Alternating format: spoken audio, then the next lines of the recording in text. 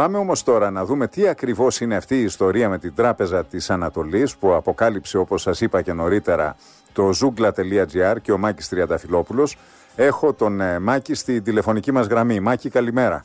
Καλημέρα, Νίκο. Καλημέρα. Τι είναι αυτή η ιστορία ακριβώς? Κυρίως αυτό που με ενδιαφέρει και σε ρωτώ, επειδή η Εθνική Τράπεζα και η Τράπεζα της Ελλάδος λένε ότι ουσιαστικά κατά τη δική τους άποψη έχουν διαγραφεί αυτές οι μετοχές, αν θεωρείς ότι υπάρχει ελπίδα κάτι να προκύψει από την ιστορία αυτή? Καταρχάς δεν το λένε αυτό, διότι δεν μπορούν να το πούνε. Το είπαν χθες, τους ρωτήσαμε επισήμως και μας απάντησε η Εθνική Τράπεζα ότι έχουν διαγραφεί οι μετοχές. Ακριβώς.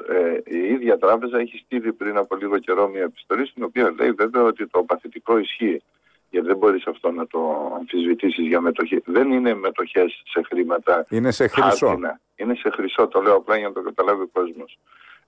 Και βάσει του νόμου 1844 του πρώτου μεταπολεμικού νομισματικού νόμου, οι μόνες μετοχές που δεν αλλοιώνονται και γράφεται μέσα στην εφημερίδα της κυβερνήσεως είναι οι μετοχές σε χρυσό και φράγια Γαλλίας, Αγγλίας και οτιδήποτε είναι σε χρυσό. Πρώτον.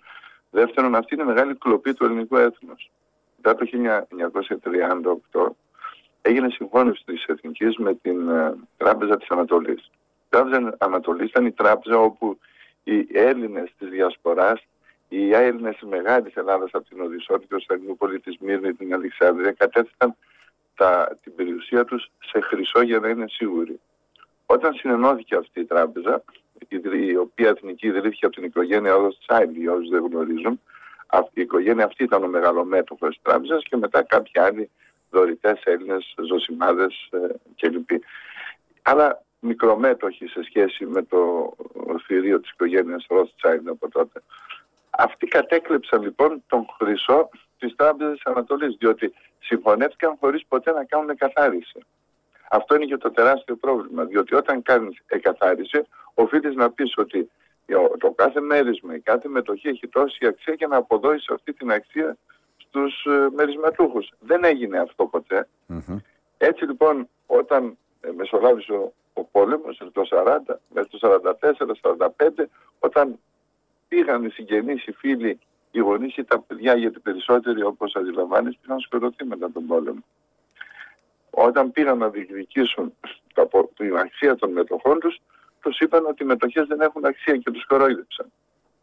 Αυτή η οικογένεια λοιπόν έτυχε να έχει στο σεντούκι της γιαγιάς τις μετοχές, οι οποίες πήγαν να δουν αν αξίζουν σε έναν διευθυντή τράπεζας, τους ενημέρωσε ότι έχουν αξία, κυριολεκτική αξία και όχι μόνο αυτή που αναγράφεται πάνω, αλλά τεράστια, διότι έχουν περάσει τόσα χρόνια και ο χρυσός, όπως γνωρίζετε, δεν χάνει την αξία του και έχει ένα επιτόκιο σταθερά. Και από εκεί και πέρα κατέφυγαν στην Αμερική, διότι οι ελληνικές τράπεζες τους κορόιδευαν και στη Wall Street τους τεχνικούς, δηλαδή εκείνους τους ανθρώπους που γνώριζαν το αντικείμενο ουσιαστικά και καθηγητές πανεπιστημίου, και εκεί διαπίστωσαν ότι είχαν αυτή τον αμύθιτο θησαυρό στα χέρια τους που αγγίζει το αστρονομικό ποσό των 26,803. Τώρα το θέμα είναι αυτή η υπόθεση από ποιον θα κριθεί? Θέλω να πω, υπάρχει κάποια δικαστική και το θέμα επίσης, Μάκη μου, είναι αν από αυτή την ιστορία μπορεί να βγει κάτι πρακτικά. Δηλαδή, υπάρχουν αυτά τα χρήματα? Πες ότι την κερδίσανε την υπόθεση. Έχει η συσάχθεια, έτσι ονομάζεται οικονομικά, δηλαδή ξεχνάω ότι σου χρωστάω, ξεχνάς ότι μου χρωστάς. Ισχύει. Μπορεί να γίνει. Μεταβάζοντας λοιπόν, το λέω γιατί για μας δεν έχει σημασία αν μια οικογένεια πάρει 3, μακάρι να τα πάρει και είναι τεράστιος θησαυρός.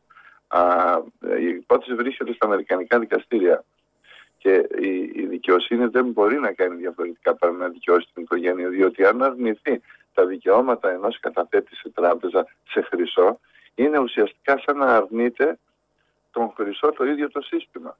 Αλλά γνωρίζετε πολύ καλά ότι το χρηματοπιστωτικό σύστημα βασίζεται πάνω στο χρυσό. Το νομισματικό σύστημα βασίζεται πάνω στο χρυσό. Δεν μπορείς να αμφισβητήσεις το χρυσό. Μπορείς να αμφισβητήσεις τα δολάρια, να πεις ότι είναι παλαιάς κοπής.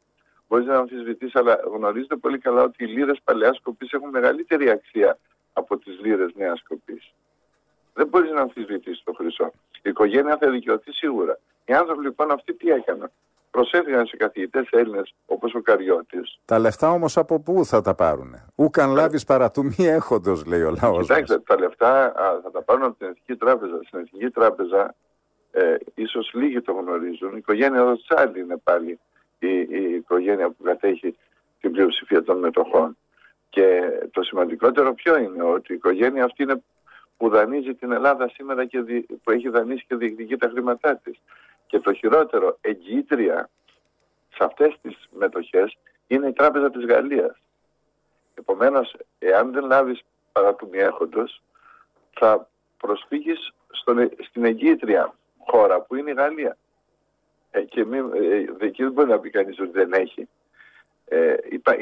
Δημιουργείται ένα τεράστιο θέμα, όπου η Ελλάδα, οι καθηγητές, δηλαδή ο Καριώτης από την Αμερική και ο Έτερος, φωνάζουν και λένε ότι δεν χρειάζεται να πάμε να τους πούμε δώστε μας τα λεφτά τώρα, γιατί θα σπάρουμε το κεφάλι, διότι αν η οικογένεια αυτή πάει στη Wall Street αύριο το πρωί και πει ότι κοιτάξτε, έχω τις μετοχές και δεν μου δίνουν τα χρήματά μου, καταπίπτει από το πινάκιο η τράπεζα.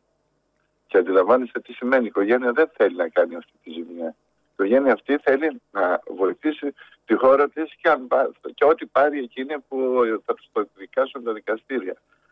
Τι λέει λοιπόν ο Καριώτης? Πάρτε την μία από αυτές τις μετοχές που βρίσκονται ενισχύ και βάλτε την ως εγγύηση απέναντι σε αυτά που δώσατε στην Ελλάδα και αφήστε την ήσυχη. Διότι υπερκαλύπτει το ποσό που η Ελλάδα χρωστάει. Και τελειώνει η ιστορία. Και όταν επιδικαστεί, το παίρνετε και μας δίνετε και τα ρέστα. Έχει εξαιρετικό ενδιαφέρον. Μάλιστα.